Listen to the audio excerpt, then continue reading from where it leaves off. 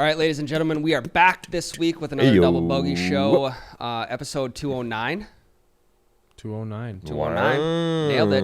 We are presented by the one, the only, Russell Nicolay. Nicolay Law. Russell! Guys, if you are ever injured at work or just injured in period, have questions, Nicolay Law is going to be the place that you want to reach out to. It's the number one injury law firm in the entire Midwest. Award-winning. I don't know if there's data to back that up, but it's the number one injury law firm in the Midwest according to us.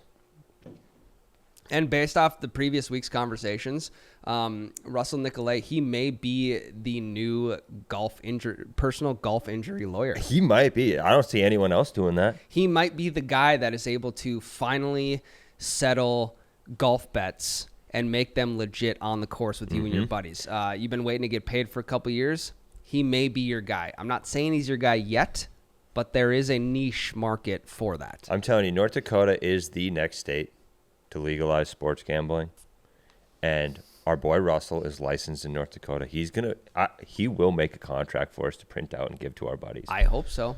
I would love to be the first one to get my buddy to sign that. Do you think he would, or would he stop golfing with you? If you showed up to a round of golf with your buddy that you've had this casual running tab with for years, and you're like, I need you to sign this before we can keep gambling, would he do it, or would he be like, fuck you, I'm not signing this? I think he would do it. Just he's a pretty honorable guy. Okay. Well, he hasn't paid you. No, he hasn't, and I think that's just like it's more of a mutual. It's a mutual agreement between the two. Like, he's paid me the balance before. Okay. Got it back to zero, and then what's weird is, like, if we go out for like beers or something, and like I pick up the supper tab or whatever, like, I don't know.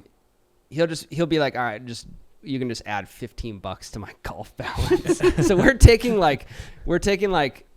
off the golf course payment situations and just putting them on the golf balance, which is fine with me. I mean, that's the agreement that we have. So Good. Maybe something a little bit more official and in writing going forward. Yeah, so in the future, when they do legalize gambling in your state and Russell works out that contract for us, you can get a hold of him at nicolaylaw.com. That's the place. Guys, went on a little long weekend this last week, Thursday to Sunday. Custer. Went to the old Custer, South Dakota.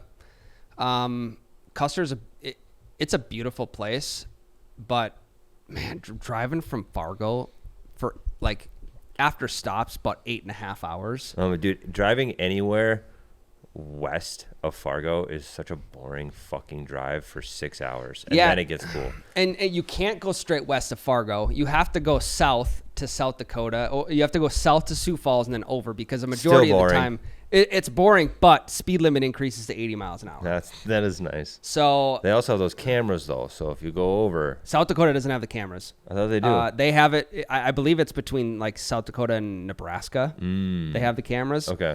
I never ran into any cameras. I've also gotten pulled over going 84. Well, no, you're South Dakota boy. I don't know. I don't think there's any cameras. Okay, never mind. Yeah, pulled over going 84. So when I was coming back from Lincoln 3 years ago, I was going 84 and an 80, got pulled over. The guy said they pretty much have a zero tolerance rule for speeding because it's already 80 miles an hour. Yeah. Weirdly enough, so I was with my mom. Yeah. It was just us two in the car. It was probably like 11 a.m. And he pulled me over for speeding and then asked me to like come back and sit in his vehicle with him while he ran my license and registration. For going 84. It's like, I'm with my mom. Are you trying to smell booze on me right now? Because all you're going to smell is my fucking morning breath, probably because I forgot to brush my teeth. So that was. Did you? Did I what? Did you get out and go sit in his car? Yeah. That's so weird. I mean, I had nothing to hide, so I'm like, all right, yeah, I'll come sit back in your car. That happened to me once, too, in South Dakota. Going 61 into 55. Had to go back and sit in this. Really? Yeah. Weird. Well, at like 2 p.m. on like a Saturday, just like a weird. Huh. You look like a criminal, though. I do. Yeah, I do understand that, yeah. Yeah, I was. Anyway, I mean, I'm just blown away that the 84. That's I know. we mean, usually go like 87. But then if you see a cop, obviously, Yeah. you Do you was he a chill cop? Would he have thought it was funny if while you're walking to his car, you like took a hard step like you're gonna run and be like, just kidding. I guess I don't remember. I don't know. Maybe I he would was be like. so tempted. I didn't know you were like average chill like that type of guy. You're like, joking, you could catch me. Ah. Could you?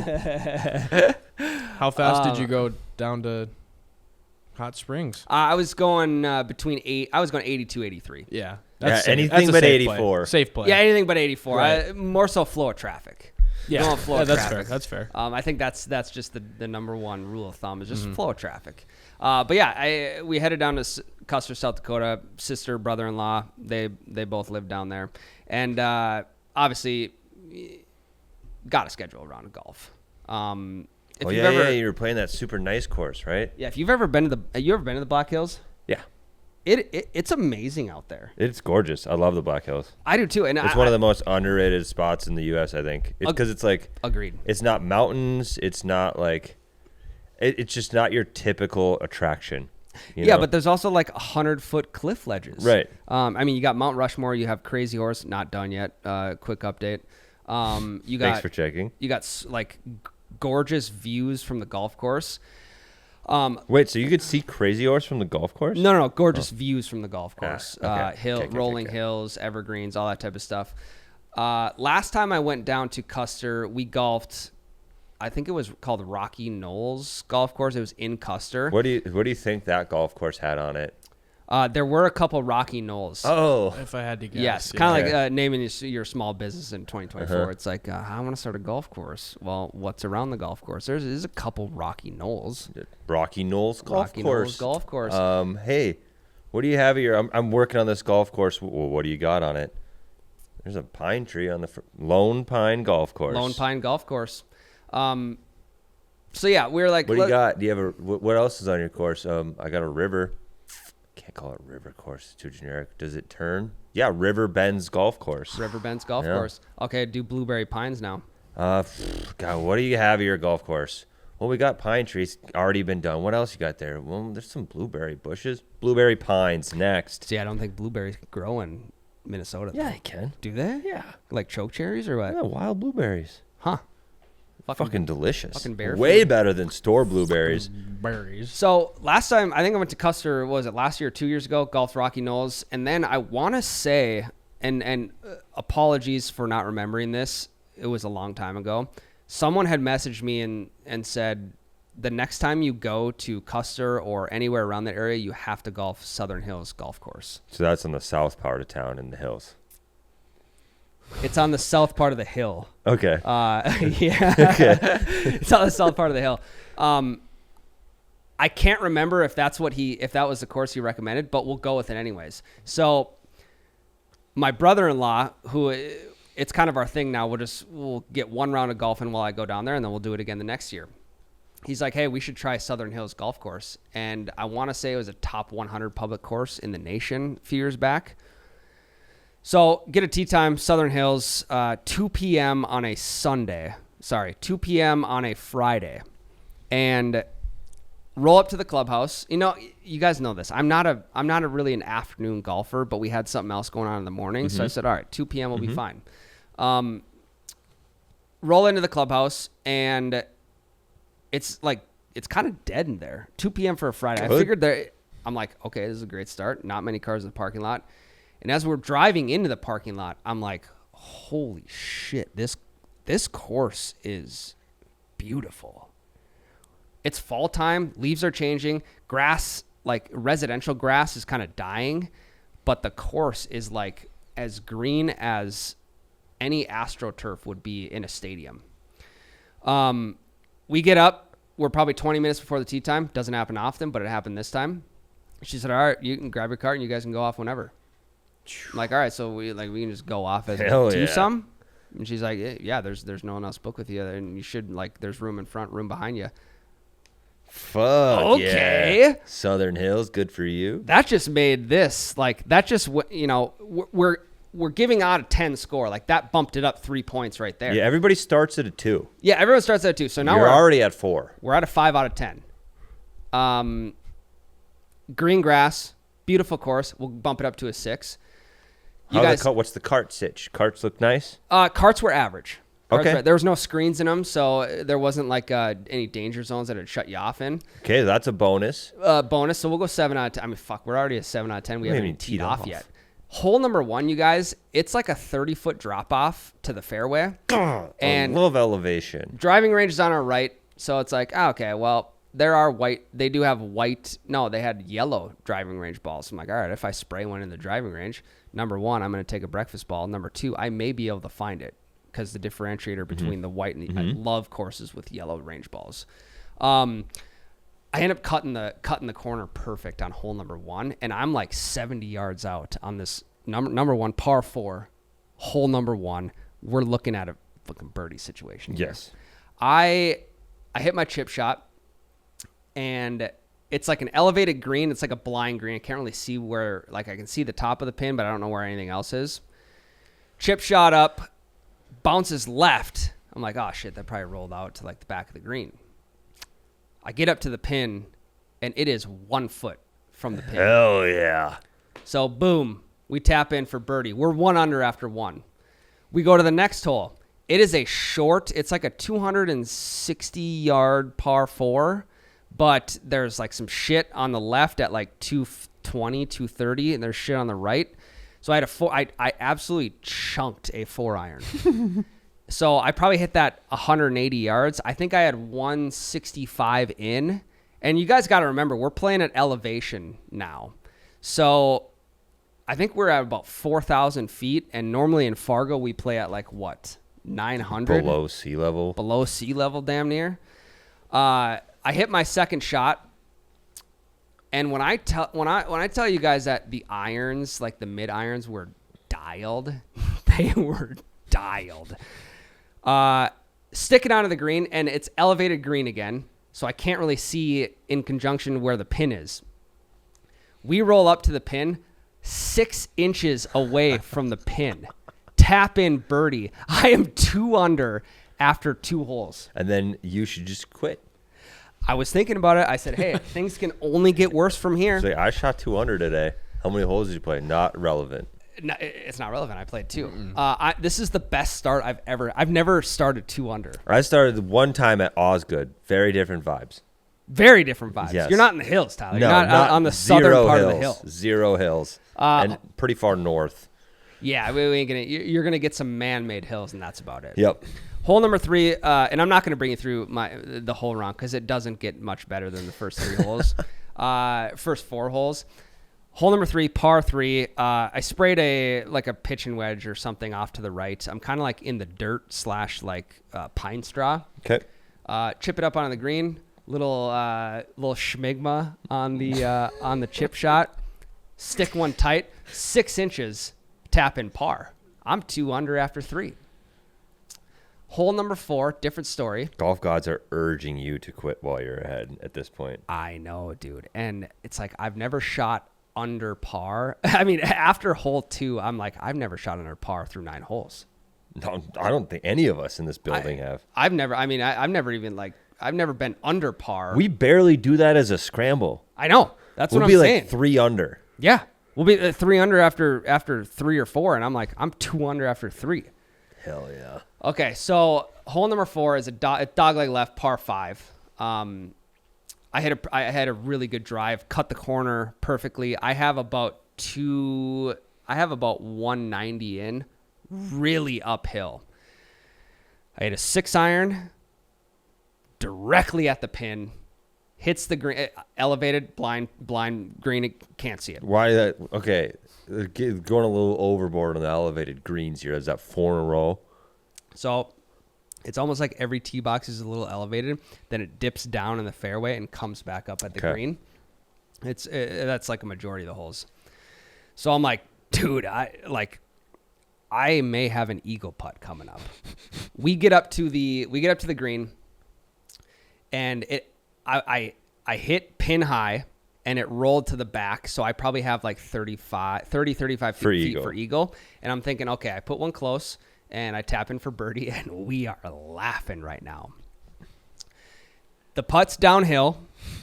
The greens look like they've been aerated within the last couple weeks and then filled with sand. Okay. So you don't have your aeration holes all over. Like the greens are flat, but you can see the remnants of them. But they're a with the little sand. bumpy. A little bit bumpy. It was, they were pretty level, but you're kind of putting through a little bit of sand.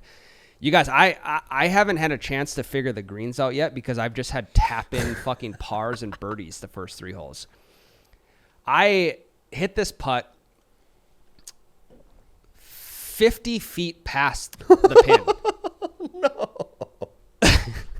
Did it go off the green? It landed right on the collar of the fringe on the opposite side of the green. I'm like, okay, well, now I can just only hope to 2-putt from 50 feet and save par. There's like, I'd say 30 feet in, there is a hill that I have to get over. Hit my first putt. It barely makes it up the hill. I have 25 feet for par. I hit this putt, and I push it about 8 feet past. I missed that putt.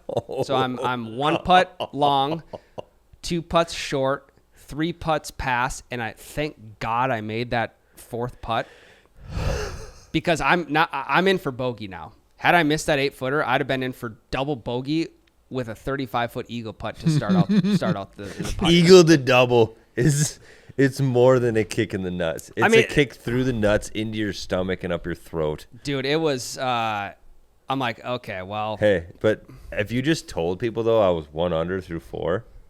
No, I'm even because remember I was 2 under through 3 and I doubled, so now I'm even through 4. Oh, you did double. I thought you made the bogey putt. No, I made the double bogey putt. Fuck. So thank God. I'm like, okay, well, even through 4, like, that's cool. It's not as cool as like 4 under if I made the eagle putt. And things didn't really get any worse, but things also didn't like get super. They pretty much stayed stagnant. Okay. So it was kind of a nice little cleaning of the slate. Little bit. The pressure of having an all-time round gone after the 4 putt. Until like hole number 15 or 16. And okay, let me backtrack a little bit. You guys, when I tell you I was striping fairways, I was absolutely fucking striping fairways. The only thing that I couldn't do was putt. And I had 5 3 or more putts. Ooh. 5 holes of 3 or more putts. So It's always something though. when we get to like hole 15, I realized that I made a couple more birdies too, by the way. Hole 15, 16, I realized I'm 4 over through 15 or 16 holes. I doubled a couple holes. I birdied a couple holes, kind of canceled itself out. And then we get to hole 18, and I am 5 over Damn. going into number 18. So that's your record. 77 is your record, is it not? Hang on, let me get there. I'm like, hey, I never came into this round expecting to shoot my personal best. Mm-hmm. So number 18 it's about 220 yards until like a heavy dogleg left. And like at the corner of the dogleg, there's a bunch of trees. And like if you snap hook it, your ball's gone. But it's only like a 275 yard par 4. We're at elevation. The ball is flying. So I'm like, well, fuck. Like, what's the worst I shoot here? If I double this hole, I'm 7 over. Yeah. So I'm like, fuck it. I'm going to cut the corner. I have never hit a more perfect drive in my entire life. The exact line was like right at the tip of, like, I had to just follow the tip of the cart path over the trees and then let God do the rest. Let God. So I hit this tee shot and I'm like, look at my brother-in-law. I'm like, dude, that could be fucking really good. It could be on the green. We're driving. He hit his next couple of shots. He got up to the green. Finally, like, we kind of like crest a little hill that goes up to the green. My ball landed on the green and it rolled. I mean, it probably only rolled out like 15, 20 feet. and I have probably 35 feet for eagle on this par Again. 4, and I'm 5 over. I failed to see some sort of like collar in the green, and I hit the putt, and it snapped left when I thought it was going to go right. I have another 15 feet for birdie. Hit my birdie putt. I'm like, dude, I could go like PR here. Mm-hmm. Hit the birdie putt, and it 180s around the entire hole. No, that the birdie putt is for the record, correct? Well, Because you'd have shot a 76. hang on. Let me get there. Tap in par. Okay, sweet. Par. 5 over. I click save and exit on 18 birdies. I shot 75 because it was a par 70. No shit.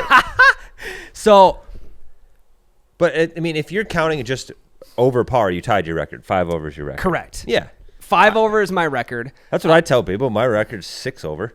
Yeah, so like, But they don't need to know it was on a fucking par 3 course. so It's 6 over. that poses my next question.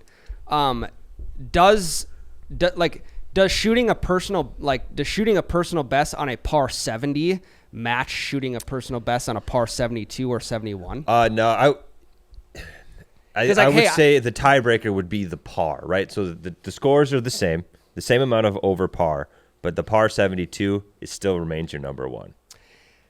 That's kind of what I figured. So I would say this is your second best round ever. That's kind of what I figured. Yeah. Because if I come in and I say, hey, I shot a 75, they're like, oh, you were 3 over through 18. It's like, well, no, I was 5 over on a par 70. Yeah. So I don't know. I'm torn. Like, is this a personal record or is it not? Because technically, I did shoot 75, but the disclaimer that people don't tell others is that it was a par 70. Like I don't tell people, like when people actually ask what my PR is, I tell them 83 because that's what it is on a par 72. Like I don't tell people it's the 6 over 60 I shot on the par 3 course. So when I shot 77, that was actually a par 71. I would still you don't have a 77 on a I have a 77 on par 72, I guess. But before I had that. Yeah. So Yeah. So that one's your best. I may just tell people that I shot 75 and then just leave it at that. I mean, Just hopefully they don't ask me what the par was. there's the right group to tell that to for sure. Oh, definitely. Yeah. So, I mean, I would say this was the coolest, best, funnest round of golf that I may have ever had. Ever. Wow. I thought for sure you were gonna say this year, hands down. But ever. That's crazy. I mean, Tyler, we're views guys. It's true. We're atmosphere We guys. Southern Hills Golf Course, and I told my brother-in-law this. I said, this may be the nicest course I've ever played in my life. I think number one, it helped that I was playing well. It helped that the driver was on, because if the driver wasn't on, it still would have been fun because we were just out there to have fun anyway. But because the driver was on, it made things so much better. Damn. Dude, so how close are you with your brother-in-law? We're Pretty tight. tight. Okay, Yeah. good. So that helps as well. Oh, definitely. If it was like an obligatory have to play with your brother-in-law No. type of thing, No. it'd be kind of like, eh. But No, it's something I look forward to. But if you are the guy who did give me the Southern Hills recommendation, I appreciate you. If you are in the Hot Springs, South Dakota area, I highly recommend Southern Hills Golf Course. It was fucking amazing. It was like 75 degrees and sunny with no wind. hell yeah, dude. No, you're from South Dakota. Have you played it? I have not. I haven't golfed. Have you West heard of it? River. Mm-mm. That's I'm from up north, so it's about 5.5 hours away from me. Okay, never mind. But I know I've obviously been to the area. Yeah. I know it's beautiful out there. I can just about imagine what Played some golf here. courses are able to build around. Yeah. Yep. Yeah, the only course I've played in South Dakota is that Elk Ridge. That's a gorgeous Elkhorn course. Ridge. Yeah, Elkhorn Yeah. Ridge. I would say, that course was unbelievable. However, when I played it, it was 40-mile-an-hour winds with 50-mile-an-hour gusts. So the back nine was really cool when you were down in the gully out of the wind then. Yep. Yeah. Yep. Rock walls all over the place. Yeah, but that super underrated part of the country, especially for golf, I would say. I think that 100%. if you're coming to the Midwest and you're not in the fall, for sure go to South Dakota. If it's the fall, come up to like do North Shore, Yeah. Brainerd, or like Michigan along the lakes. Do Agreed. something like that. But yeah, I'm proud of you, Ryan. Oh, it was unbelievable. Honestly, is this the last round of the year, you think? No, God, no. Okay. I'm I was going to say, it's a great round to end on if it is. It may be, but now I'm itching for more. Yeah. Now I'm like, hey, I got the driver figured out. And that is until I play my next round of golf, and I don't. So what got me thinking about this whole round was like, imagine if I could putt. Yeah. If I could, like, if I had any sort of inkling on how to read a green or downhill, uphill, pace, whatever, I mean, that changes the whole nature of the game there. What do you think you would have shot if you would have just... So you said, how many holes did you 3-putt or more? 5. Okay, so just... 1 4-putt. Wow, dude. So just 5 strokes off. You turn those into 3 and 2 putts, you're shooting a fucking 70, dude. We're eyeing up even par. Holy shit. But here's the thing, Tyler. I'm a morning guy. I love a good putt preview, like PGA Tour 2K. I gotta see the lines in the dew. I'm trying to see lines in the dew now. However, I don't play at 2 p.m. really ever. I ran across this article from you guys follow Lou Stagner on Twitter. The guy's he's a data guy through and through. Now, he put out a chart, XY axis. When he was talking about XY axis, I was trying to figure out which one the X axis was and which one the Y axis was. The way I always look at it is like if you go capitals, the Y is standing up and down. Gotcha. So that's the up and down. The X axis, the X is kind of like crossing, so it's left to right. Yeah.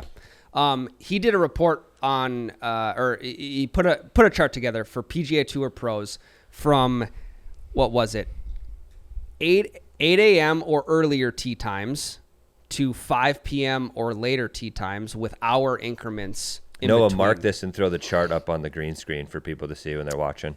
And then he did, like, the sample size of putts was 2 to 2.5 feet. It went every half foot from 2 feet to 8.5 feet. So Y-axis correct is the distance of putt. Distance to hole of putt. And then X-axis is time of day. Correct. And for PGA Tour pros, as the day slowly started to progress, the putts slowly started to get worse.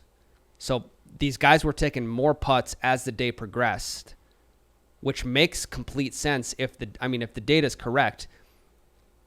I don't know if I've ever 4-putted in my entire life until now.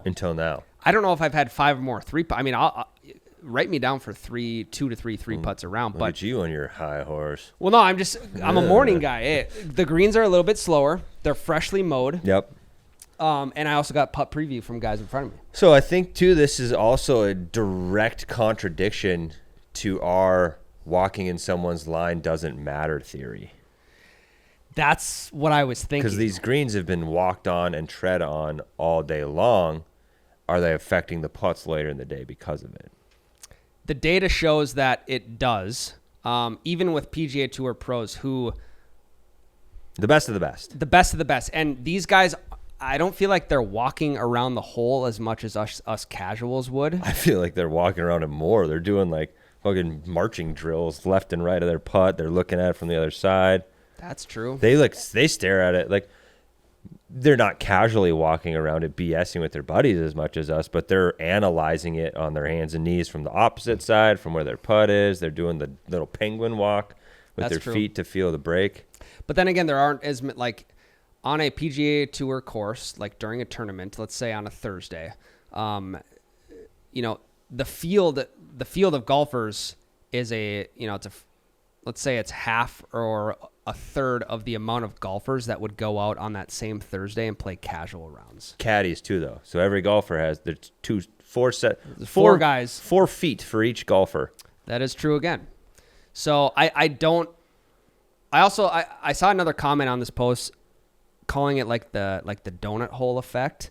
Like as the day progresses and as the foot traffic increases, the golf hole becomes like a donut hole where it like slowly like it slopes down. So like it gets quicker at before the hole and slower after. So it creates like a funnel effect. Okay. Not a funnel effect to make it easier on putts. Yeah, wouldn't the funnel make it easier to sink putts? But it affects the speed in a sense. Okay. So your read is off, is what correct. you're saying. Well, good thing I'm not good enough at reading greens for that to matter to me. Same. I can't read a green to save my I can't read a green to save my life, Tyler. See, now I don't like the numbers in golf. I think it kind of takes away from it. I don't want to be so over analytical. I want to know distance and that's it. Yeah. So I think there also could be things like it's later in the day. The sun is beating on you. You're tired. You can't focus as well. That was another one too. So like I don't know. I don't know if maybe the greens being stepped on a whole bunch matters as much as I was thinking originally. It could be mental as well. And I guess what I didn't really realize is that from when the grass is mowed early morning, like it's grown. The grass is growing from 8 a.m. until say 5 p.m. Mm-hmm. So which is kind of wild to me. Well, shouldn't that make it slower and easier? You would think so, but it also becomes drier. So there's just so many details that I don't know what to think about. Also, like the guys that are in the PGA, the guys that are playing late afternoon, especially after the cut, are the guys performing better? More pressure on them. These putts matter a hell of a lot more. Maybe I don't know. I'm reaching now, but I would like to see the study done on, let's say, like 5 to 15 handicaps. Yeah. And I would like to see it controlled where it's the same group of 4. They golf mornings at one course for 2 weeks straight. And then they golf afternoons at the same course for 2 weeks straight. So they already understand these greens, but let's see if their putts get worse. Yeah. In the afternoon. And I do like that because if you span it over a 2-week time period, like if you did it back-to-back days where Monday you golfed at 8 a.m. and Tuesday you golfed at 3 p.m., it's like, well, my golf game can change within hours. Right. So it's like you can't really compare apples to apples there. But if you did it over a long enough time period. Or maybe you would go every other day, morning, evening. So you have the same amount of knowledge of the greens. Yes. For each time period. Yeah. It'd be interesting to see like what the casual data would show. Yeah. But I'm not going to do that experiment for you guys, but I'm interested to hear the results if someone does. I mean, I'm also going to blame it though I'm going to blame my shitty putting on the afternoon golf. I'm with you. Because the data shows that people putt worse in the afternoon. I was golfing in the afternoon, therefore I can blame it on that. So you can tell people confidently now if it was the morning, I'd have been under par. For sure. I would have shot a 64. Yeah. So yeah, that was one other thing on the can I just expand on the data thing? Yeah. I saw another post talking about club fittings, and it kind of makes sense. When you're doing your club fitting for your irons, 7-iron is the club to hit, correct? It's like the middle of the road. That's kind of like the neutral loft and bounce and all that type of stuff within your bag of irons. Mm-hmm. But what happens is that you get fitted for wedges separately. So they do your irons, they do your wedges, they do your driver. Your like 9-iron and pitching wedge that's in the fitting with the 7-iron and what you're hitting with that.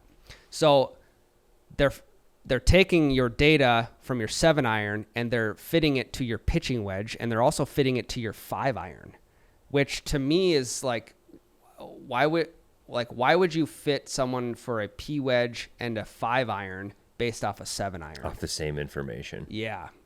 See, what I really want to do, and I know it's impossible for my 8 through gap wedge, I want every club in my bag to be the same length as my 7. I don't hate that at all. Like if I could have someone cut down my 6, I'm not going to do this because I'm lazy.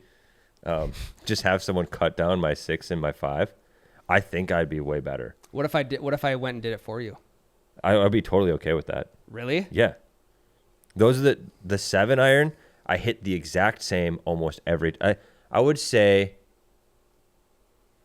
19 out of 20 shots with my 7-iron are the exact same. Now you're gonna shorter clubs. You're gonna lose some distance on your Totally 6 or fine. 5, Don't your care. 4-iron. No, that's not me. Same. Yeah. I'm not really a distance guy anymore. Yeah. I'm more so like, If it's even remotely straight, I get way more excited now than a bomb. yeah. Like I'm with you, dude.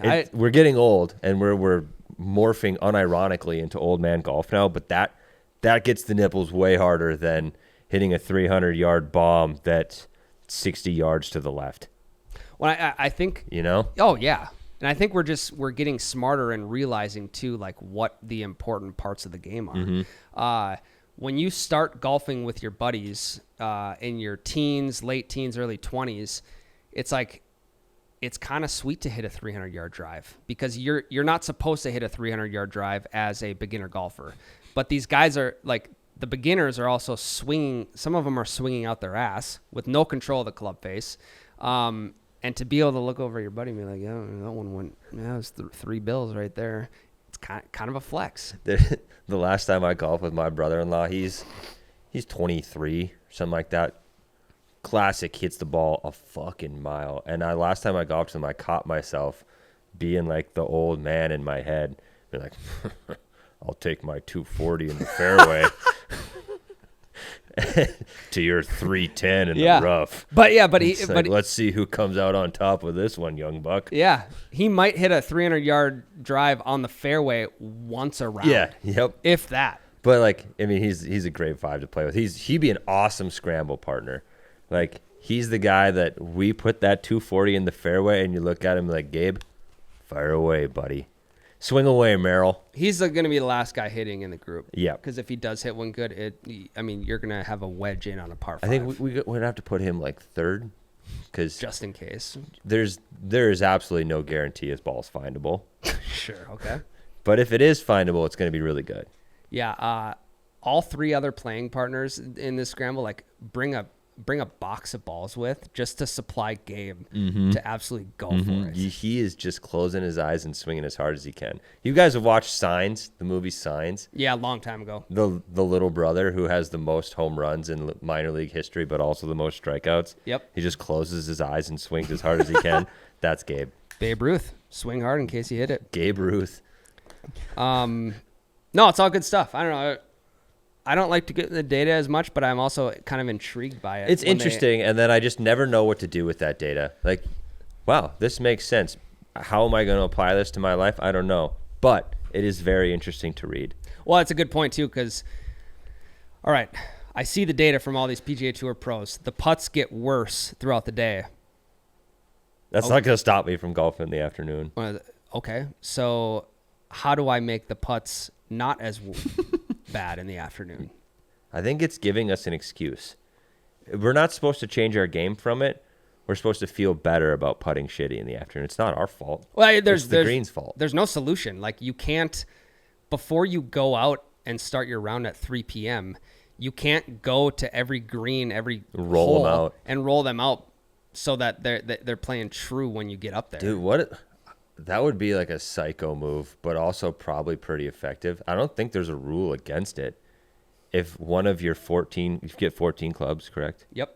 One of your 14 clubs was like a heavy roller, and you rolled out the line of your putt first. Is there a rule against that? Interesting. You mark your ball, you roll out the whole line, set your ball back down. I would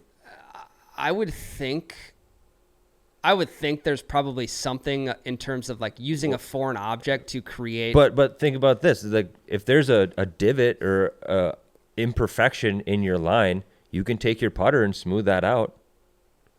You're allowed to fix that imperfection on the green with your divot tool, with your putter, with your foot. You can stomp it out. Why can't I have a roller in my bag? That's a good question. Have you ever seen those face rollers that Like women like keep the in little fridge green to- stone thing. Yes. Yeah. You carry one. I mean, you carry like an oversized one of those. Like, grab an iron, that the club, from your first set of clubs to where there's probably a couple club heads that have flew off, and duct tape one of those little Or rollers a onto the end of it. kitchen dough roller. That'd be another good one. Another option, Tyler, is you could grab yourself a pair of Heelys. And you just heel around the green. And I mean, by the end of it, like you're getting fined probably $5,000 for damage to the greens, and you're never allowed back at that course. But What a vibe that would be, though. Heeling down the cart path, pushing your push cart. that would actually be kind of You'd fucking trip, eat shit. until you hit like the gravel pad Or at the, the end of crack in between the cart path. Yep. All good stuff. Had a great weekend. You got to get to Southern Hills if you're in the Hot Springs area. Would highly recommend. That's all I got for you. All right. Custer, South Dakota. Noah's got a big story for us, but let's take a break first, and we'll be right back. Okay, ladies and gentlemen, we're back from the break. Tyler had to ship bad. I did. It It's took like- like 4 hours. Yeah, it's like 4 hours post segment 1, but we're here. And Noah came to us this morning. He said, I maybe got a little something to talk about this second segment. Just bringing shit to the table. Yeah. Noah. Also, you golfed the CC last weekend, The Oxbow, yeah. Country Club. Over in Oxbow. Yeah, that was an experience. First of all, how'd you get on? Because I know they're not letting riffraff like you in on Right. accident. So I have a buddy from back home. He Not to brag? Yep. Yeah, He has yeah, a friend. I know a That's guy. good. I know a guy. He plays in all these pro tournaments and stuff. And I think he placed in one in Oxbow or something, and he had a free round of 4. Nice. So So, didn't have to pay, fuck yeah. didn't have to That's know huge. anybody, That's nothing huge. like that. Like Well, you did have to know your buddy. right, yeah, Yeah, I suppose, yeah, Yeah. yeah, You didn't have to know a member. right, yeah. I uh, didn't have to know a member. So was this your first time playing a was. super nice country club? Yeah, yep. How many tees did you steal? Probably not enough. Yeah, you should have I taken should hand. have. I should have stole range balls. Dude, the range My balls God, are Pro Vs. Yeah, They're Pro V Vs. Yeah, You they're just- nice. You just and like, he texted us and he's like, "Yeah, I'm gonna be out there about 45 minutes early. I'm gonna be getting some shots up." I And mean, you was might like, as well. Yeah, right. And then I was like, "Oh yeah, fuck, I'm gonna have to buy a bucket of balls." Like, it's like No. whatever. No. yeah, no. So I get out there and they're like, he's like, "Yeah, come on, guys, let's go." And it's like, holy. Don't like, I need to it was get a like- coin? Yeah, No, We- you Free don't. range Not balls. here. I mean, that could make a country club membership worth it. yeah, for sure. Honestly. When I walked into the clubhouse, the clubhouse attendant looked at me and my other buddy that we drove there together with up and down, and he goes, "And who are you guys here with?" And it was so like, "You guys aren't members. You don't look like you're." She'd be like, I was just wondering if you had anything open today. Yeah, I was just passing through the area wondering if I could snag a tea time from you. Yeah. Oxbow is that golf course. That is Oxbow. Like, that's pretty much what it is, right? I mean, I didn't go too far in. It was just basically right off the interstate. Yeah, there's only one course in that town. Right. Yeah, But it's like the that, country club. it just seems like that's what like the town is. Is the y- golf Oh, course. yeah, Is yeah, yeah, exactly yeah. it. Oxbow is Yes, and the it's, town of Oxbow. there's no is the golf course. There's like no businesses other than the golf course. Right. And, Correct, And yeah. that houses on it. Yeah. Well, the Which- Knickerbocker, Yep. Yeah, you're right. A little small Hickson, town I guess, bar. but there's more acreage that is taken up by the golf course than there is houses. Yeah. In the whole town. Some of those houses are unreal. Oh are my nice. god. Unreal. And what? Okay, I was gonna say, did you drive your car? No. You drive your buddies? Yeah, I rode with him there. Does he got like a decent car? Yeah, he's got like a newer F-150. Okay. Yeah, I- they'll fit in there. I've I was driven gonna there say, in like when- a beater before. And Yeah. It's like parked next to a Mercedes. It's funny. Yeah. We commented on that. Like when we pulled in, we go, "Yeah, this is a fucking country club." Like you look around, it's like Mercedes, like a TRX or like Yep. like just like $100,000 truck, $100,000 truck, and it's Yeah. like holy shit. And like you have a nice car. Yeah. It's just like when you roll up into a parking lot like that, it's you're like, okay, well, Yeah. I'm gonna park in the back. Yep. Fish out of water. It Yeah. was no, it was a good experience. Though. It was fun. Good. My buddy that invited us, he's a +5 handicap. Not to brag. Yeah, that was. It's funny because like playing with him, like the other three of us were like, we talked about it beforehand. We're like, this is gonna be nerve wracking. Like he's too good. It's gonna suck. That's the most fun I've had golfing in a long, long time. Like Which just is- because he was chill. super. Yeah. He was just like, I'm just here to hit some good shots. Like that's all. And like he wasn't super locked in. Like You know, it'd be kind of fun to kicked do. his golf shoes off. Like we were Nice. barefoot in the last couple holes, and he's Did- like, "Fuck it, we're not members here. Like, We're not. What are they gonna do? Take our memberships Yeah, away? We don't have exactly. them. So Did you know he was chill like that? I did know he was chill like that, Sure. but I didn't know what he Hated was. how I'd you never. said that. So much. We went to school together and like hung out during high school and stuff, but we never golfed. I wasn't into golf in high school. Yeah. Most dudes aren't. They right. get into it after they're done with college or Exactly. college sports. And Yep. they're like, what do Yeah. I use to fill this giant competitive hole in my body? Yeah. I used some of our tactics that we talked about last week to What's enjoy that? the round. Pre-round coffee. Oh, Beautiful. yeah. Different ways to make a round enjoyable. Right. Okay. And Pre-round coffee. Pre-round coffee. We had some tunes rolling, which very subtle, not too much. Smart. Very, very good. Yep. And then Very good. Best tunes. the best. There was another one, and I'm totally spacing on it, but What you're getting at is we had someone submit into the Patreon episode on Spotify we did. about vibes not being good with a certain somebody. Correct. So what was the question exactly? Yeah. So this was submitted by Scar Taka. Scar. Scar. Well, how's it going? Lion Do you Scar? think that's the actual name? Or is it like a. If it is, that's incredible. That is. You were born to be a professional athlete. That sounds like a professional wrestler. He or she says, what do you do if a golfing buddy continuously gives up on a round 15 to 16 holes in because they're playing bad? Do you keep inviting them or do you break it off? That's a good one. I mean, my gut says absolutely break it off. But there's a few instances where you don't break it off. If you have no one else to golf with, you kind of got to just keep doing it, right? Or But also, if you've listened to any of this podcast, you know how sick solo rounds right, are. right, but it's just never a guarantee you get Correct, solo. yep. When you golf solo, you're always running the risk of getting paired with randoms. Yes.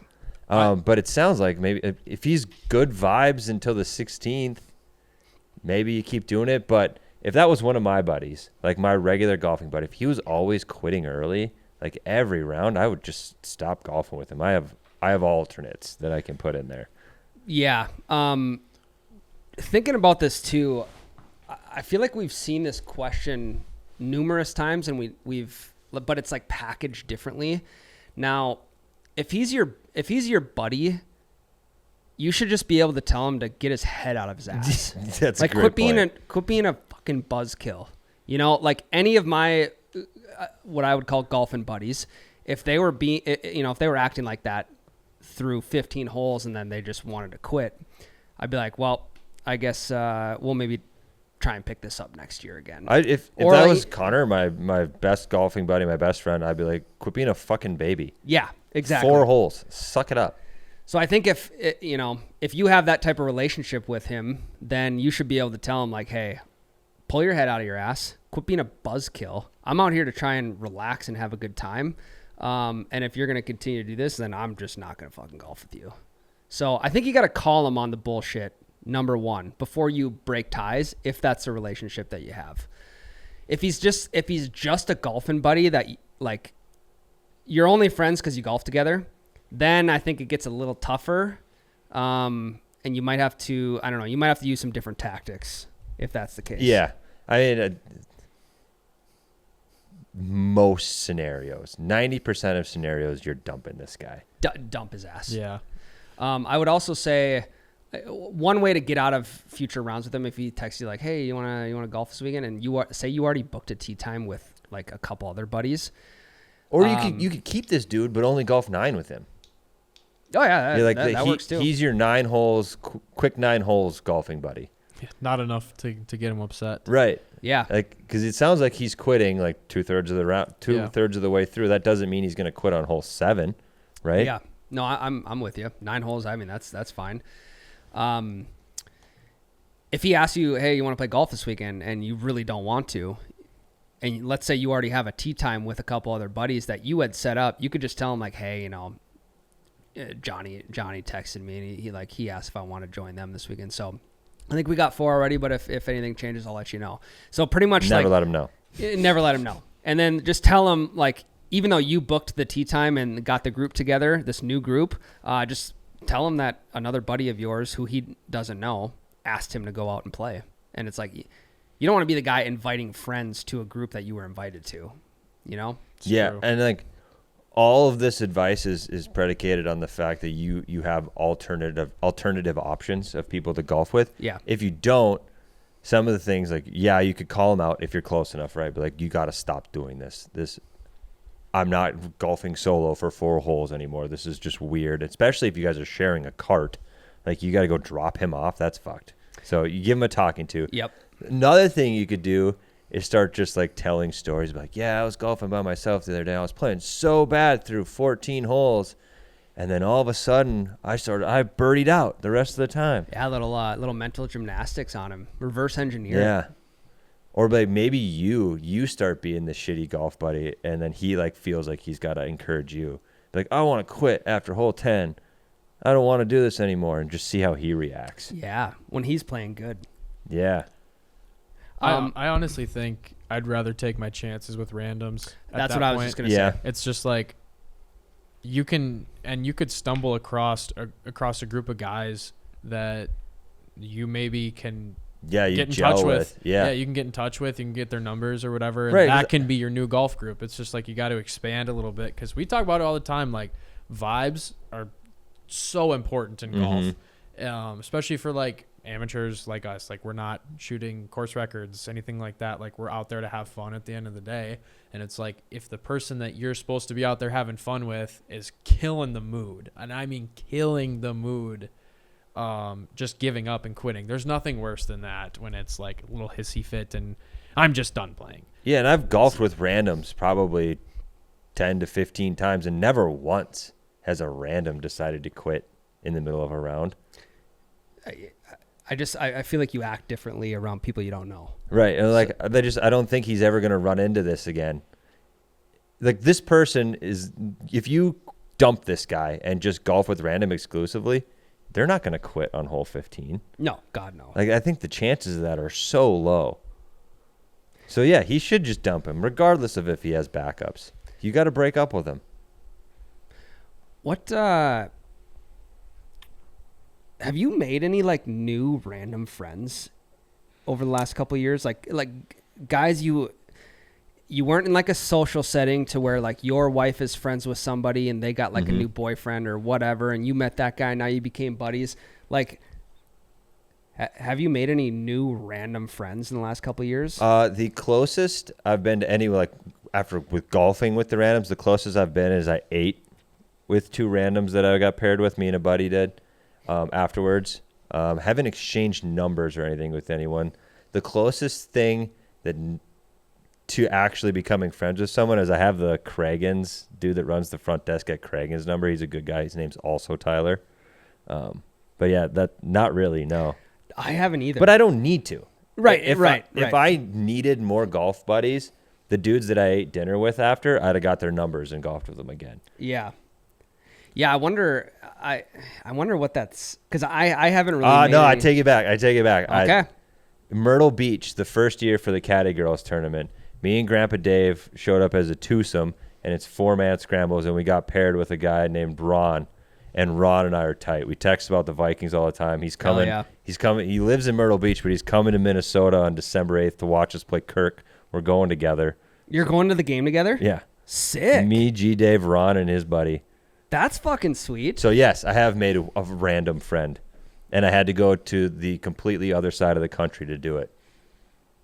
Yeah, I can't really relate if like you had to go out and you're trying to meet new people, because I feel like it's kind of making new friends as males in 2024 is like it's kind of like dating in 2024. A little bit. It's like people are very, I don't know if put off is the correct term, when like Noah, say you and I didn't know each other, we got paired, and like you had asked for my number at the end of the round, I'd have been like, you know what, this is moving a little bit too fast. Like, I don't like, all my current friends, like I know their quirks, I know their like personality traits, I know all that, but I don't know anything about you because I only golfed 18 holes with you. Yeah. So, I mean, I would probably give you my number, but I don't know.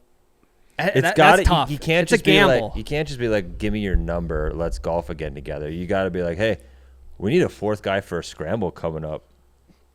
If you want in, I'll hit you up.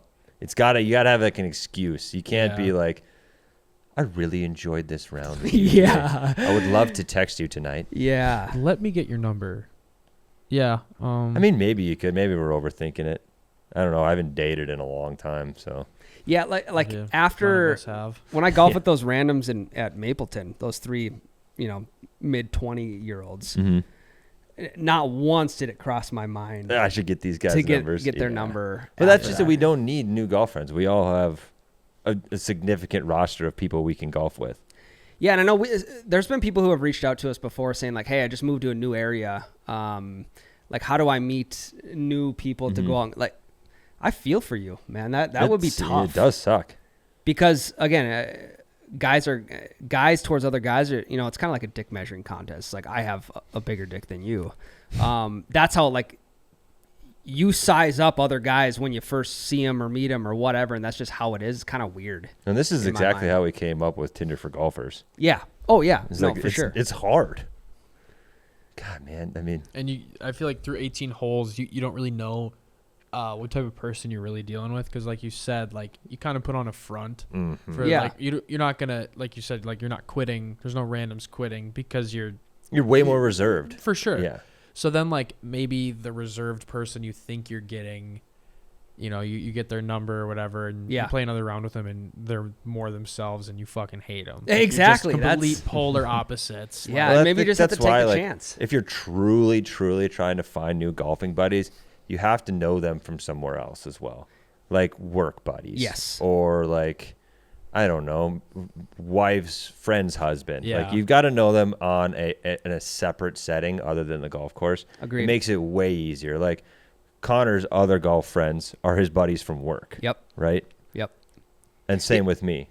Like, Yeah. And I would say I definitely act different around people I don't know on the course than I would with my buddies. oh yeah, It's just- am I mean, that's a fucking obvious. sailor when I am with you guys. If I get paired with a random, you don't hear more than shit come out of my mouth. Yeah, I mean, I'm going to play by whatever rules they're playing by. I'll play by those rules. I'm not going to like go out of my way to do anything out of the ordinary, I guess. I don't know. It's weird. I do have one exception to this question about, his buddy quitting after 15 holes. So my golfing buddy out at the lake in the summertime, I don't know if I don't know if I've ever played a full 18 holes with him. And I like, Does he quit or is he got to go? yeah, he just quits playing. But we've got, and he's the type of guy I want to golf with him every single weekend. So he's quitting just because he's done, or is it because he's being pissy?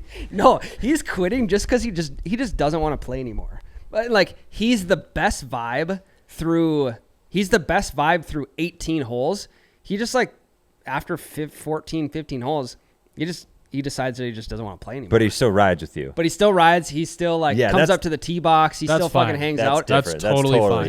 Yeah. I just don't feel like you get that many places. That is fucking insane. Well, he's got by a him. He's got a membership out there, so it's like he's already paid Still. for his golf, and he golfs twice a week out there That's clearly somebody who just enjoys like company for sure. because like, yeah, he just wants to sit, chat, Yep. fuck around, He's gonna Yep. be the chirp, like whatever. Yeah. That's cool. That's fine. And I guess we don't know fully like the full background story of this person that submitted this. Yeah, It's all about the vibe. But he did 100%. say it was because the dude was playing shitty.